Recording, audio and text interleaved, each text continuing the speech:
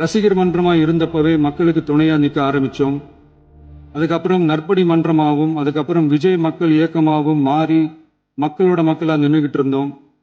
2008 ஈழத் தமிழருக்கு ஆதரவாக உண்ணாவிரதம் போராட்டம் செஞ்சோம். போர் முடிவுக்கு வரணும், நம்ம தொப்புள் கூடிய உறவுகளான ஈழத் தமிழர்களுக்கு பாதுகாப்பான நிம்மதியான ஒரு வாழ்வு கிடைக்கணும்னு அன்னைக்கே கோரிக்கை வச்சோம்.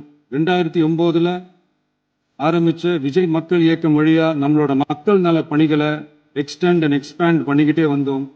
கல்விக்கு துணையா இருந்தோம், சோஷியல் சர்வீஸ் செஞ்சோம், வெள்ள நிவாரணத்துல துணையா இருந்தோம், கொரோனா காலத்துல மக்களுக்கு தோள் கொடுத்தோம். விலையில்லா விருந்தகம், குருதியகம், முட்டைப்பால் ரொட்டி திட்டம், விழியகம், பயிலகம், நூலகம், இப்படி பல வழியில மக்களுக்கு துணையா இருந்தோம். அப்புறம் நம்மளோட திரைப்படங்கள்ல நம்மளால முடிஞ்ச வரைக்கும் ஊழல் எதிர்ப்பை சொன்னோம், சமூக நீதியை சொன்னோம், கல்வியை பத்தி சொன்னோம், அரசியலை பத்தி சொன்னோம். அரசியலை பத்தி பேசுனதுனால நம்ம படங்கள் சந்திச்ச இது வரைக்கும் சந்திக்கிற பிரச்சனையை பத்தி எல்லாருக்குமே தெரிஞ்சதுதான்.